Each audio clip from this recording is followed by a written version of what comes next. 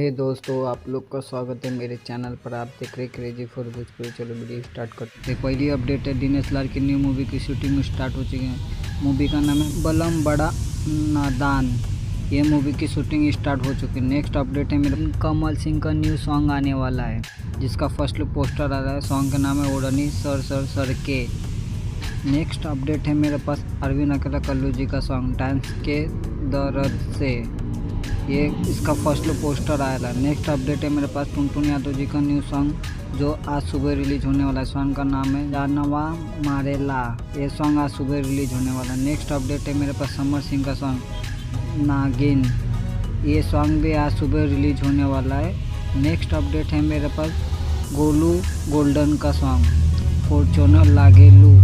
ये सॉन्ग आज सुबह 7 बजे रिलीज होने वाला है। नेक्स्ट अपडेट है मेरे पास चंदन चंचनानी का सॉन्ग जवानी झाल मोड़ा भइल बा। ये सॉन्ग आज सुबह रिलीज होने वाला है। नेक्स्ट अपडेट है मेरे पास न्यू मूवी का शूटिंग स्टार्ट हो चुका है। मूवी का नाम है पराई बेटी, जिसकी शूटिंग स्टार्ट हो चुकी है। नेक्स्ट अपडेट है मेरे पास विक्रांत सिंह की मूवी आने वाली है, जिसकी शूटिंग स्टार्ट हो चुकी है। मूवी का नाम है बाबुल का घर प्यारा लागे, जिसकी शूटिंग स्टार्ट हो चुकी है।